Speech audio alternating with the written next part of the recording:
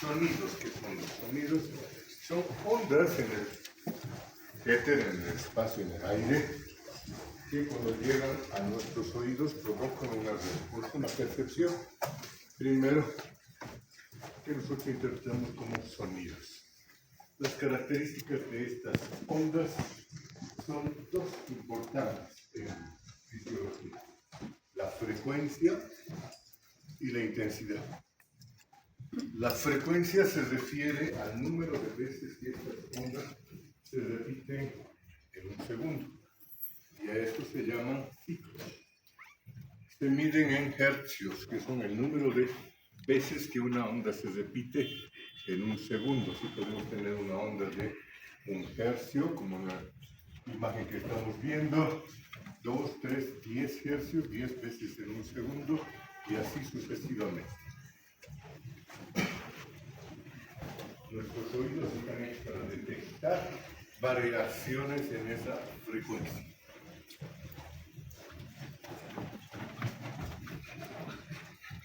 Cuando se detectan variaciones en esa frecuencia, se ve que los mejores oídos, los más entrenados, son capaces de detectar un rango amplio de variaciones en la frecuencia de onda.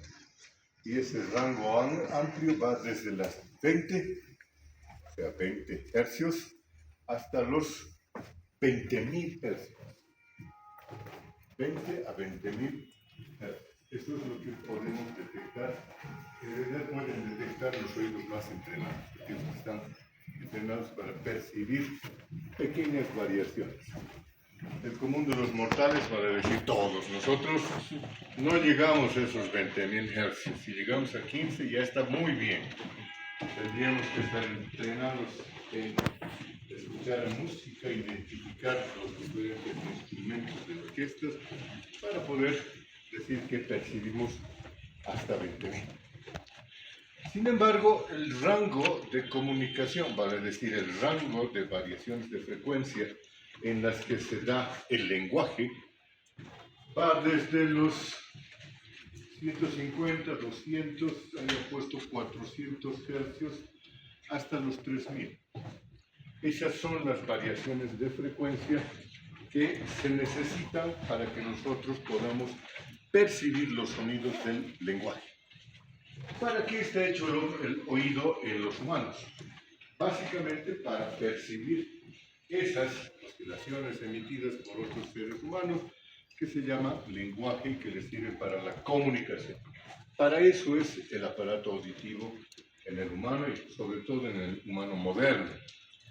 En los humanos antiguos y en los animales no es esa la función del aparato auditivo, no detectan sonidos de lenguaje, detectan sonidos, pero sobre todo relacionados con su supervivencia. Los animales cazadores, los que se especializan en cazar a conejos y otras cosas, utilizan su oído para detectar a su presa. El sonido del conejo cuando está correteando en el campo, comiendo su zanahoria, o lo que venga a mano, excepto algo que sea más grande que él. Y en ese caso también le sirve el oído como presa. ¿Para qué le sirve el oído como presa? Para sobrevivir de su depredador. Entonces, los animales están especializados para percibir sonidos que les permitan sobrevivir, ya sea para correr y huir, por ejemplo, el tigre, pongamos algo más chiquitito. A ver, ¿qué puede ser? ¿Un qué? Un gato, genial, fantástico. Un gato que esté ahí, un gato del monte, que esté caminando medio desprevenido, buscando qué cosa va a comer hoy día, no hay nada para el desayuno, y de golpe escucha el sonido de un jeep caminando por ahí cerca. Él ya sabe por experiencia que ahí adentro hay hombres, y esos hombres tienen armas, y por lo tanto él peligra. ¿Qué va a hacer? Va a salir escapando lo más rápido que pueda, le está sirviendo para sobrevivir. Y después de haber escapado encuentra el sonido de una presa pequeñita y se va encima de ella porque le va a servir de alimento. Entonces le sirve para sobrevivir el oído. Punto. Para nosotros no hay esa función porque en nuestro mundo moderno no tenemos ese tipo de riesgos, excepto el jefe de la empresa o de la fábrica. También a ese nivel nos sirve un montón. La otra característica del sonido de interés en medicina es la intensidad del sonido. Obviamente pequeños sonidos, sonidos intermedios, fuertes sonidos, sobre todo por su capacidad de lesionar el oído. Entonces nosotros percibimos un amplio rango de intensidades del sonido. La intensidad se refiere al tamaño de estas ondas. Mientras más grande la onda, mayor intensidad de percepción. Y aquí tenemos, si quiere trabajar claro, una serie de ejemplos de diferentes intensidades de sonido. Fíjense ustedes que los límites de percepción segura de los sonidos son 120 decibelios. Los decibelios son una escala sin otras unidades comparativa, de hecho, de la intensidad de sonido. Se refieren a la relación entre la energía relativa de una fuente que está generando sonido con un estándar. Y aquí ponemos el límite de nuestra percepción auditiva, 120 decibelios.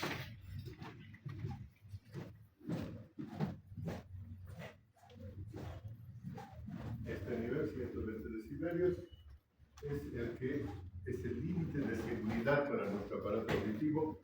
Más allá de esa intensidad se empieza a producir daño rápido, instantáneo, si ustedes quieren, en los oídos que perciben un ruido de 130, 140 o más decibelios.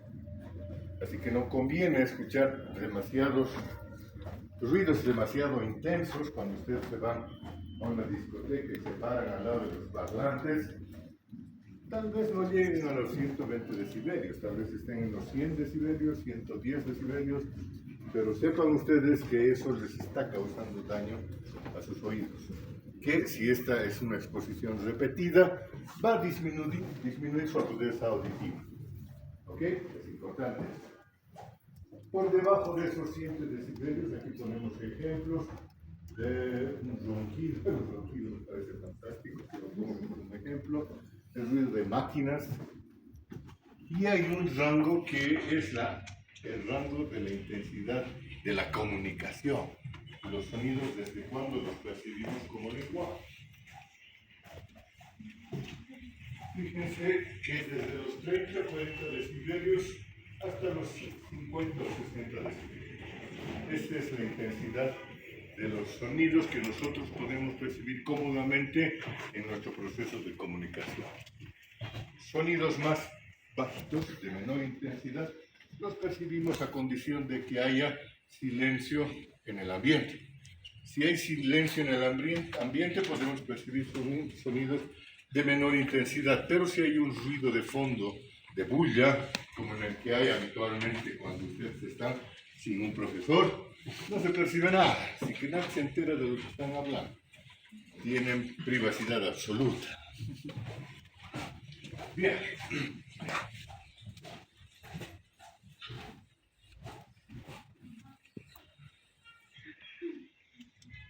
¿Cómo está constituido el oído? Ustedes me pueden dar cátedra de eso. Ustedes fíjense que el oído tiene una parte periférica, que es el aparato auditivo, y una parte central, que son las vías auditivas y los centros auditivos. Esas dos porciones son importantes de conocer, sobre todo para los que se van a dedicar a los oídos, los otorrinos, que van a ver la parte del oído periférico, la parte del aparato auditivo, y los neurootólogos o neurólogos se van a dedicar a ver parte de esto y las vías auditivas y centros auditivos. Así que pongan atención. El aparato auditivo dividido arbitrariamente en tres porciones: un oído externo, desde el pabellón hasta el tímpano, un oído medio muy pequeñito, que es una cajita que va desde el tímpano hasta las ventanas oval y redonda para no perder mucho tiempo, y el oído interno, lo que llamamos el canal o la cóclea. ¿Ok? Esas tres porciones constituidas por cada uno de diferentes elementos. Veamos, en el oído externo encontramos un pabellón auditivo que lo que hace es redirigir las ondas, es decir, reboten en el pabellón y dirigirlas hacia el conducto auditivo, el conducto que transmite esas ondas hacia la membrana timpánica. ¿Qué hace la membrana timpánica? Vibra, es una membrana tensa como un tambor, y cuando llegan las ondas sonoras vibran, y cuando vibran ponen en marcha a los elementos del oído medio. ¿Hay algo más de esto? Los elementos del oído medio, saben ustedes que tenemos una cadenita de huesos, los más pequeñitos de nuestro cuerpo. ¿Cuál es el hueso más pequeño de nuestro cuerpo? El estribo, ¿no es cierto? El siguiente es el yunque y el otro es el martillo. Y ahí están los tres conectados unos con otros para vibrar. Además de eso, están conectados por unos ligamentos que los mantienen en su lugar. No sé si tendremos alguna imagen al respecto.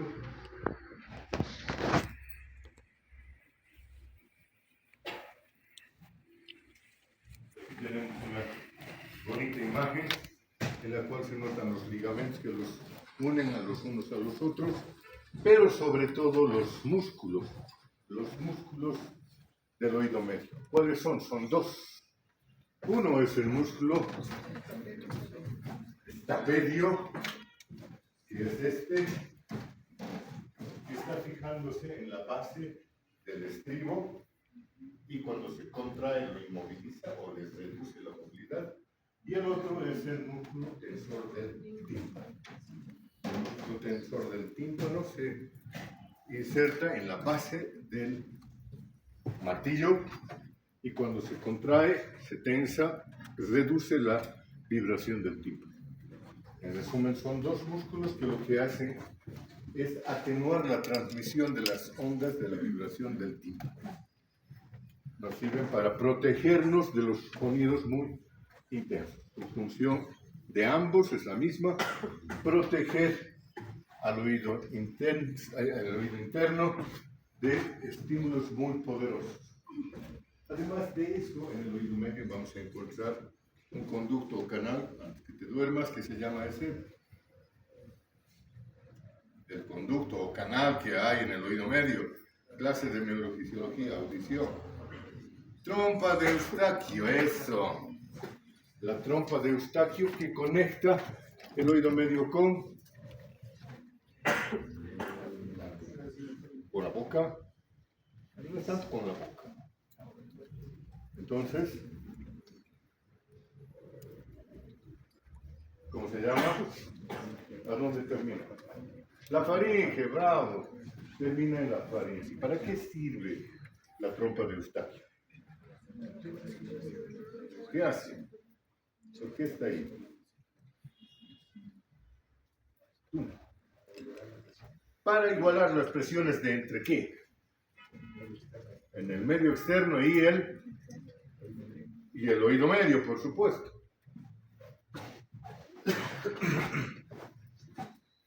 En lo funcional ya veremos eso.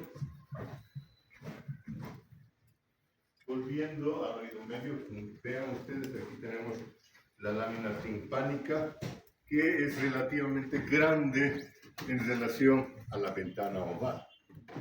La membrana timpánica es varias veces más grande que la ventana oval, y por lo tanto lo que hace es cambiar la impedancia de la transmisión de las ondas del sonido. Si es una gran lámina que está vibrando y va a actuar sobre una pequeña superficie, sobre una pequeña lámina como es la ventana oval, ¿cuál de las vibraciones va a tener más fuerza? Va a tener menor impedancia. Obviamente, más grande, más fuerza, más pequeña, entonces transmite esa fuerza. Cambia la impedancia, ¿por qué? Porque estamos cambiando de un medio aéreo, el cual está en el conducto auditivo y en el oído medio, a un medio líquido. a un medio líquido que es la perilinfa. Y obviamente por ser acuoso tiene mayor resistencia. Necesitamos aumentar la fuerza con la que se mueva esta ventana oval.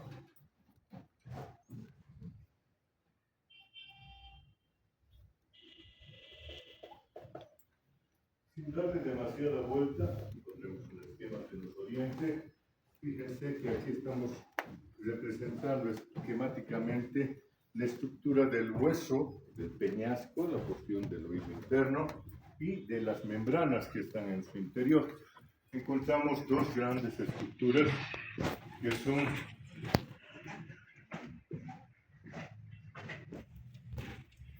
el caracol o la cóclea, que es lo que nos interesa para la audición, y otro sentido, que son los conductos semicirculares, el triclo y el sacro, que nos sirven para la orientación y el desplazamiento de la cabeza. Dos sentidos metidos dentro de un mismo órgano, dentro del peñasco del hueso temporal. Van a funcionar independientemente, pero obviamente cuando hay lesiones se van a lesionar simultáneamente muy a menudo.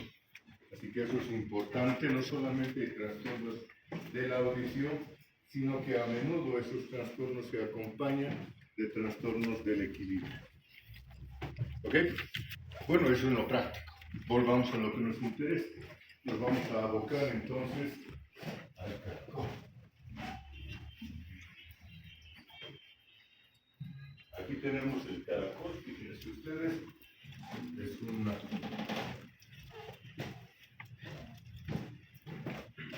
es un giro de estas membranas sobre sí mismas, unas 12,5 veces, de 12,5 vueltas, y en su interior estas membranas, ustedes las ven monstruosamente amplificadas en la parte inferior derecha de la imagen, están divididas en conductos o rampas. Fíjense que hay tres rampas. Una que está hacia arriba es la rampa vestibular, la otra, la de abajo, es la rampa timpánica. Rampa vestibular y rampa timpánica están conectadas en la punta de este caracol a través de un orificio que se llama el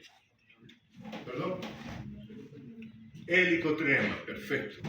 Y ambas están llenadas de un líquido que recibe el nombre de perilinfa. La perilinfa tiene una estructura muy parecida al líquido intersticial, con sus normales contenidos de sodio y potasio. Pero en medio de las dos está una tercera rampa, llamada así rampa media. Esta rampa media contiene en su interior un pequeño grupo de células. Aquí está el corte, es un grupo de células que conforman el órgano de Corti, en honor a quien lo haya descubierto, que esta rampa media está llena de un líquido diferente al de la perilinfa, que para diferenciarlo se llama la endolinfa, que tiene una composición iónica completamente... Ahora es de mí ahora es. La endolinfa tiene una composición iónica completamente diferente al de la perilinfa, y esto tiene importancia funcional. Fíjense que esta rampa media está apoyándose en una extensión fibrosa dura que sobresale del modiolo, que es la parte central de este caracol, y se continúa con una membrana dura, rígida, tensa, que se llama la membrana basilar. El órgano de Corti apoya entonces sobre la membrana basilar. Este detalle es de importancia funcional. Y en la parte superior de la membrana de la rampa media vamos a encontrar una membrana que separa la perilinfa de la endolinfa, que se llama la membrana de Reissner. Pero encima del órgano de Corti vamos a encontrar a su vez una otra membrana que se está extendiendo parcialmente desde el noviolo hasta la parte central del órgano de Corti, que recibe el nombre de membrana de Tori. Esta configuración tan especial tiene importancia funcional básica. ¿Por qué? Porque las células que están formando parte del órgano de Corti son células ciliadas. Fíjense ustedes que aquí estamos representando, aquí los vamos a ver con más detalle, si es que se lo quieren. Estamos viendo estas células que tienen cilios y esos cilios se introducen en la lámina de Tori. Todo este es un ambiente medio viscoso, medio mucoso. Entonces, esas células están pegadas, ligadas a la membrana de Tori. Fíjense que estas células se están distribuyendo en columnas. Hay una columna que vamos a llamar la columna de las células ciliadas mediales o internas, y hay otras varias columnas que están a lo largo de todas las espiras del caracol, que van a ser las células ciliadas externas. La importancia funcional de estas es diferente. Las que nos sirven para captar los sonidos son la columna de células ciliadas internas.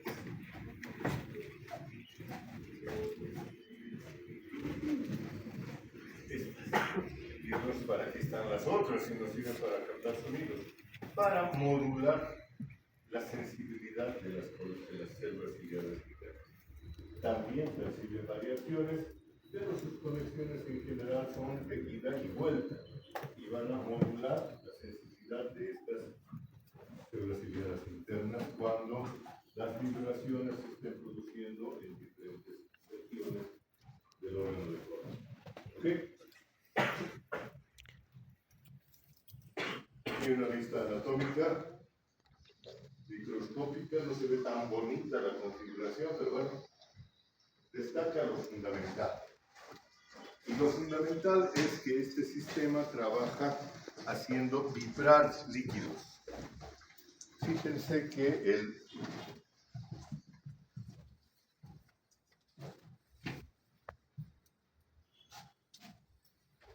el estribo apoya y hace vibrar una lámina que es la ventana oval, que por el otro lado, por el lado del oído interno, está llena de líquido, y ese líquido es perilinfático, vale decir, la ventana oval se abre sobre una de las rampas, la rampa vestibular.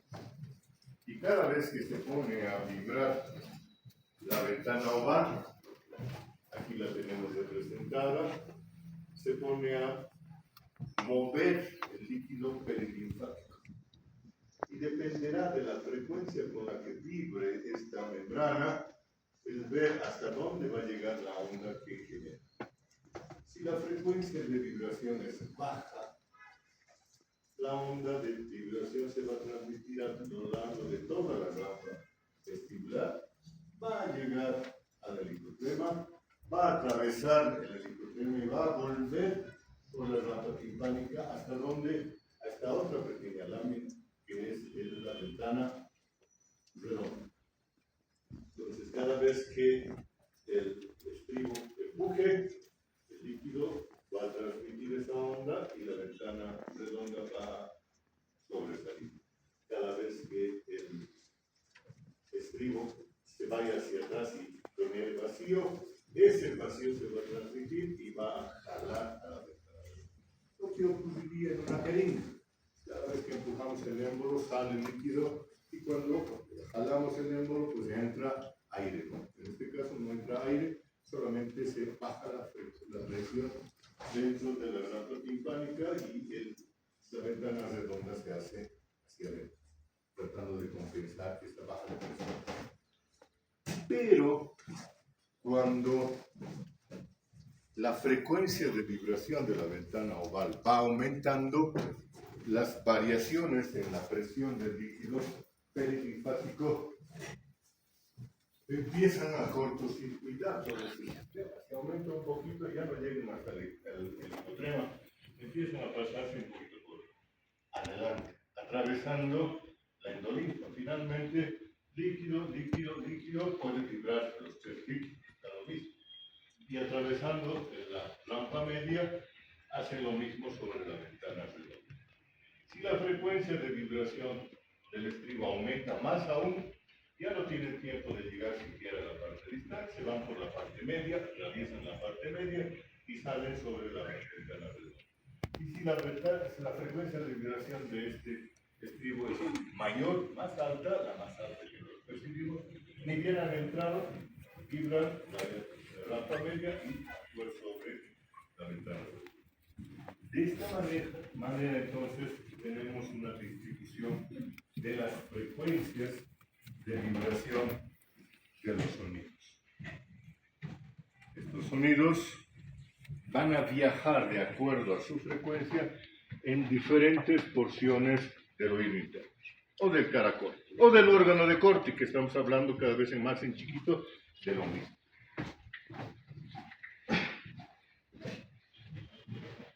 Para cuantificar o mejor identificar este espectro de variaciones de la presión, estamos extendiendo arbitrariamente todo lo que es el caracol, estamos poniendo un tubo recto, representamos las dos rampas, la vestibular y la timpánica, y en medio la rampa media, y fíjense que estamos superponiendo la frecuencia de las ondas según su vibración. Entonces, las ondas de baja frecuencia, ¿por dónde pasarán? ¿Por la base, por la porción media o el vértice del caracol? Van a ir obviamente por el vértice del caracol.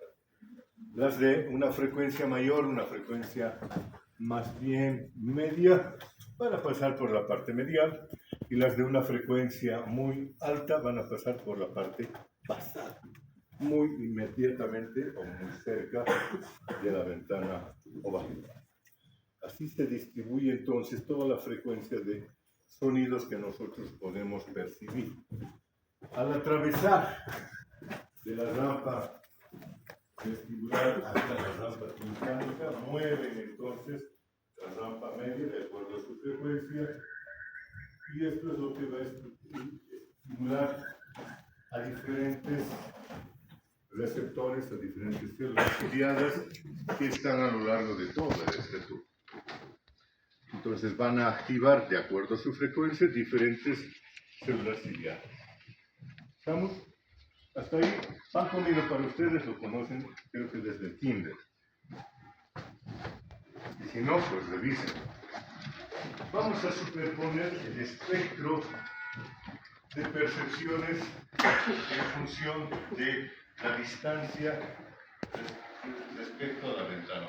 Fíjense ustedes que hay un espectro de frecuencias que perciben diferentes puntos del órgano de corte, que van en este caso desde los 200 Hz, 200 ciclos por segundo, hasta los 8000 Hz, aquí muy cerca de la ventana.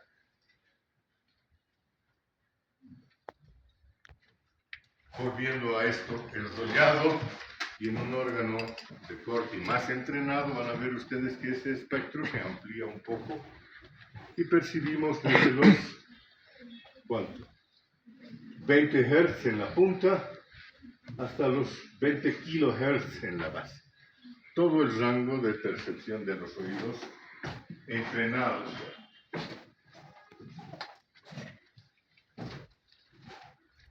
¿Cuál es la diferencia entre esto y esto? Porque en este se percibe un rango más restringido de sonidos y en este rango más ampliado de sonidos. Está en relación a varias variables. Una, la que más nos interesa, es la intensidad. A más intensidad, mejor la percepción de frecuencias de sonido. Todos lo sabemos. Un ejemplo de aquello. ¿Por qué se lo relació? Démelo ustedes, dame tú. un ejemplo de esa diferencia.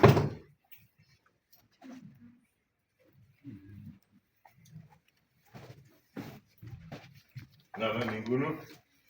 Fíjense que cuando estamos aprendiendo un idioma, por ejemplo, inglés, francés, ruso, chino, mandarín, lo que ustedes quieran, escuchamos los sonidos del lenguaje que estamos queriendo aprender y automáticamente le aumentamos el volumen al emisor. O le decimos, a ver, habla más fuerte, aquí te está hablando. ¿Por qué? Porque cuando aumenta la intensidad del sonido, captamos más los sonidos que están emitiendo y diferenciamos mejor los sonidos del otro lenguaje. Si por el contrario está hablando en su boca, sin casi emitir sonidos, no captamos las diferencias y no entendemos nada. Para aprender un nuevo idioma, para comprender los sonidos, necesitamos una intensidad mayor. ¿Ok? Y conforme vamos aprendiéndolo, cada vez necesitamos una intensidad menor que se acerca a nuestro lenguaje materno. Al final, cuando ya estamos viejos en hablar inglés, da lo mismo si nos están hablando a gritos o en susurros, porque ya lo entendemos. Ahí está un ejemplo de por qué varía el rango de percepción en función de la intensidad de los sonidos. Hay obviamente otras razones por las que cambia el entrenamiento que tengamos para el uso de nuestro oído. Los que están durante años trabajando con su oído, por ejemplo los músicos, tienen una percepción mucho más amplia que los comunes mortales, los que no trabajamos en esa manera, obviamente.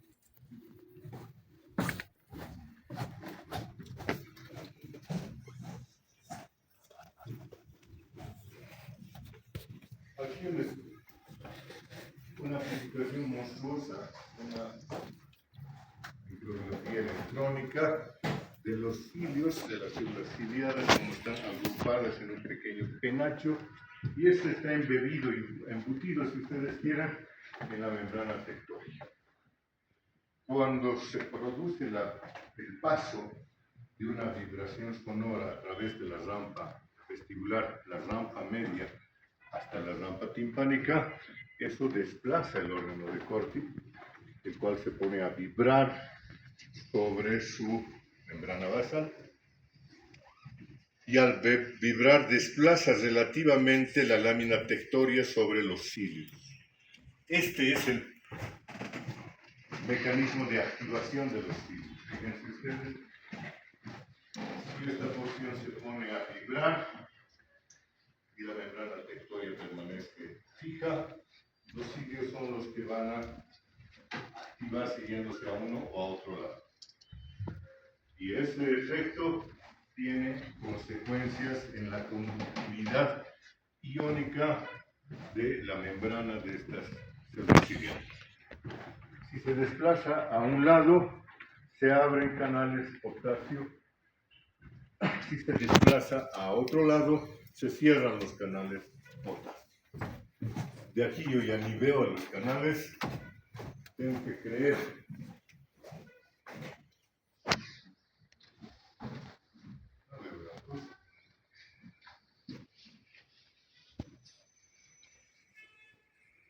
Entonces aquí, desplazadas hacia un lado, los canales de potasio están cerrados, desplazadas al otro lado, los canales de potasio se abren. Cerrados, abiertos. ¿Qué pasa cuando se abren estos canales? Pues el potasio, por su diferencia de gradiente de concentración, se mueve a través de la membrana. ¿Cuál es el sentido? Aquí está la simpática. La composición iónica de la perilinfa: sodio predominante, potasio baja concentración, cloro igual que sodio y calcio bajo. La endolinfa: sodio prácticamente no hay, pero sí lo que hay es mucho potasio. Y el cloro también puede estar alto, no importa, no tiene importancia funcional, y el calcio prácticamente no existe. Entonces, como estas células ciliadas están embebidas en un ambiente endolinfático rico en potasio, el potasio se va a atravesar desde la porción periférica desde el espacio endolinfático hacia la porción intracelular de las células ciliares. Y eso va a cambiar el valor de su potencial. Al cambiar el valor de su potencial, va a activar entonces una terminación nerviosa que va a detectar esa variación de potencial de reposo, de membrana, de calidad, y va a generar potencial. Un procedimiento simple y básico.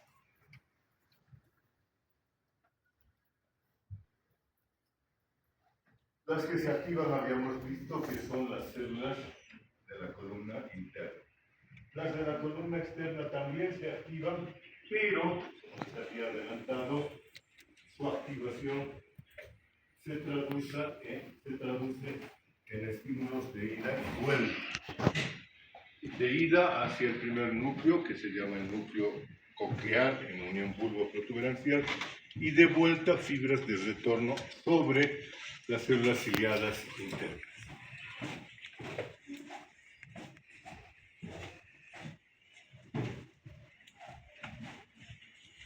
Casi se nos ha ido el tiempo.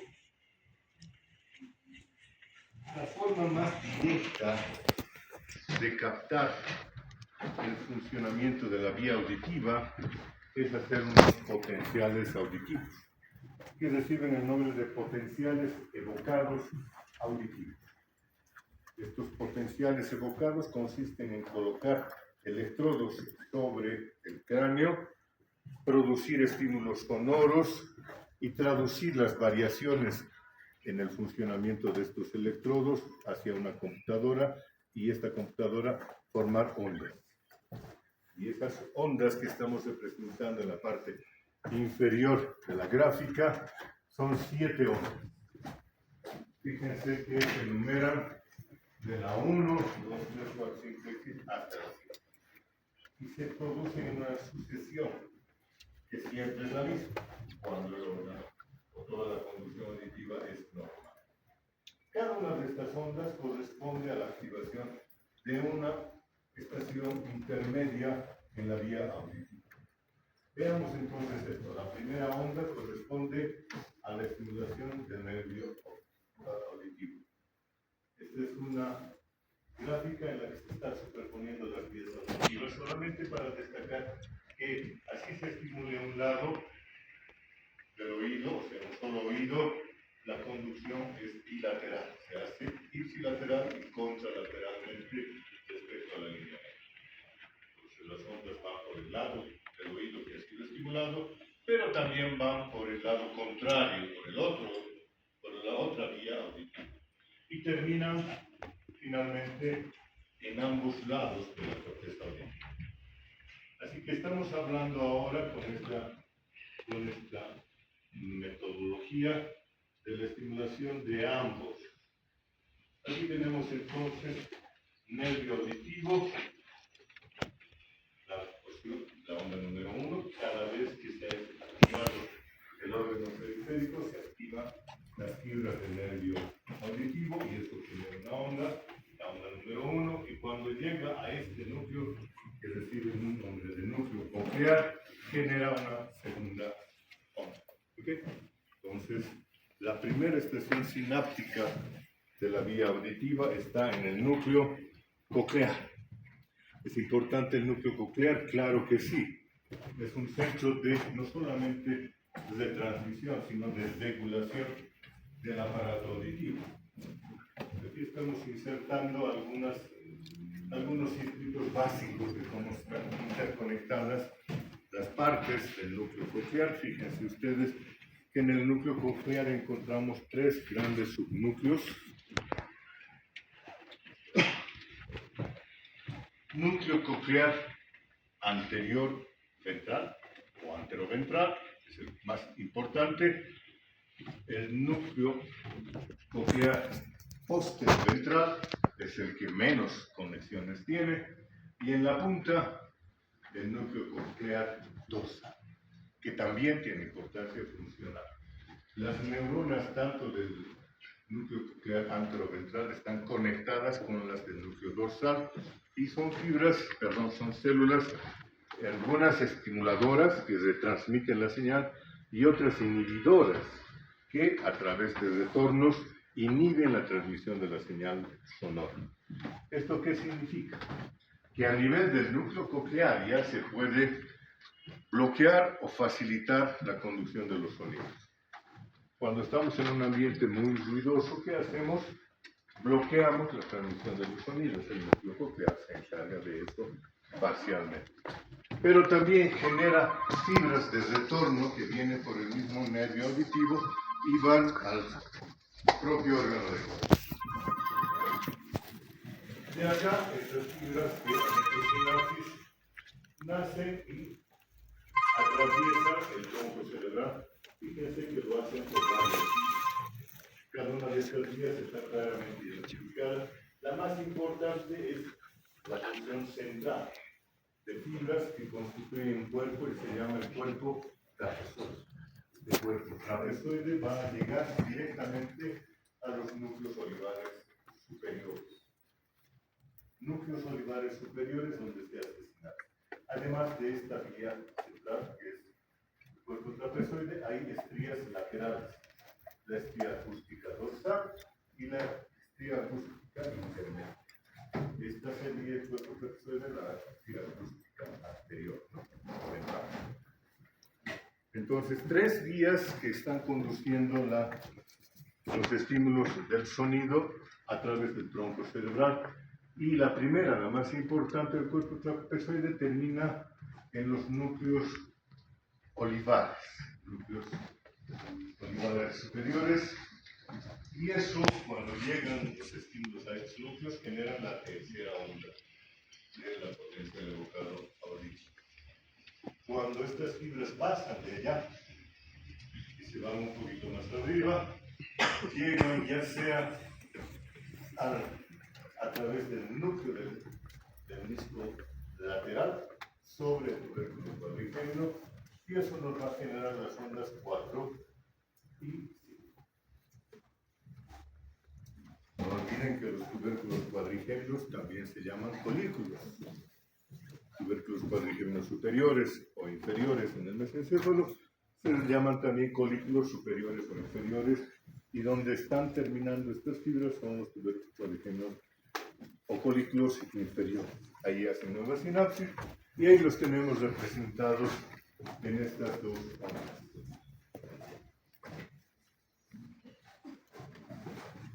La proyección de esta más hacia arriba ya va hacia el diencéfalo, al núcleo o cuerpo geniculado mediano. Ustedes recuerdan, ayer nada más hablamos del núcleo o cuerpo geniculado lateral, que es vía visual, y su hermanito gemelo, parte del tálamo también, pero está relacionado con la transmisión auditiva.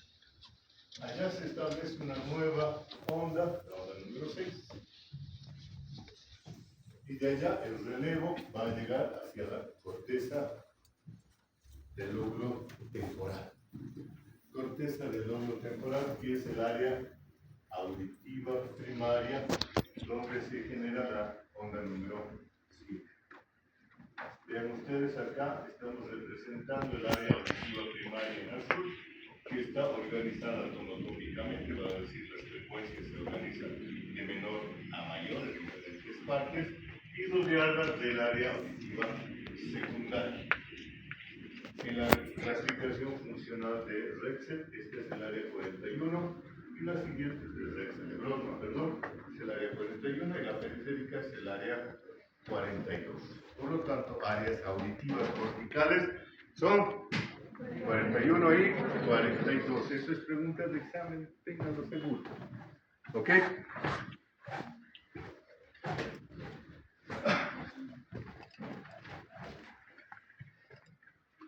Algo de las funciones. ¿Por qué tantos núcleos intermedios?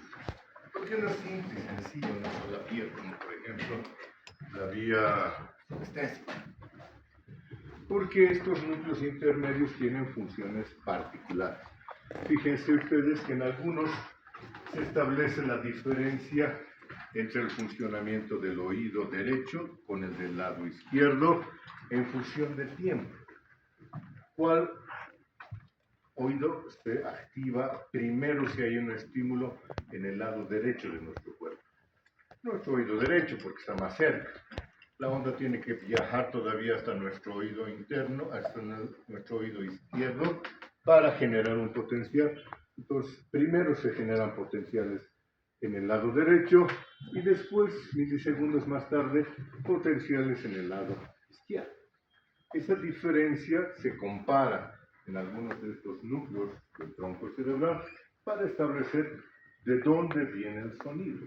Entonces nos sirven para hacer una localización espacial. Vamos a ver que el sonido viene del lado derecho. Si viene de la parte anterior medial, los dos al mismo tiempo, entonces no hay diferencia entre esos potenciales y nosotros decimos, está viniendo de la parte de adelante o de la parte de atrás. Da lo mismo. Y así sucesivamente. También la diferencia de intensidad nos sirve para hacer eso. La intensidad de un estímulo respecto al oído más cercano es mayor que la respecto al oído más lejano. La diferencia de intensidad sirve también para hacer una localización espacial. Entonces, esas diferencias en la intensidad y en el tiempo de transmisión de las ondas sonoras sirven para localizar los sonidos en el espacio. Y es un sistema bastante efectivo porque, ya lo verán ustedes en las prácticas, podemos localizar con los ojos cerrados el origen de los sonidos con bastante precisión alrededor de nuestro cuerpo. No entramos en detalles de la cosa.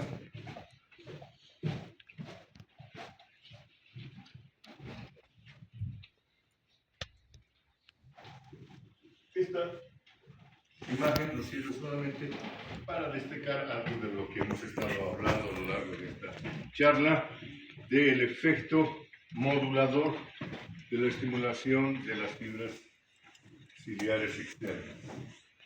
Fíjense que van a núcleos diferentes que las fibras ciliares internas y estas de retorno mandan información que van a terminar sobre las células ciliadas internas. Nos sirve para seleccionar qué porción de la columna de células ciliadas internas nos interesa escuchar. Cuando estamos en una discoteca y estamos hablando con una amiguita recién conocida, entonces nos interesa escucharla a ella, o al chico, por favor, no se sientan relegadas a las chicas. Entonces hay mucho ruido, pero nosotros nos enfocamos en el cristalino sonido de la voz de esta personita y el resto del sonido es bloqueado. Se convierte en ruido de fondo que ni siquiera nos damos cuenta que está ahí. Estamos charlando cómodamente. Si llega otra persona y pasa por nuestro lado, nos va a mirar con los ojos desorbitados. ¿Cómo pueden estar hablando estos dos en medio de semejante ruido? ¿Por qué? Porque lo que han hecho es bloquear todo el sonido que no sea el de las frecuencias de esta voz que nos interesa. ¿Ok? Para eso sirve. De acuerdo. Y ahora, escuchando el cristalino sonido de mi voz, saquen un hoja de papel, una fecha.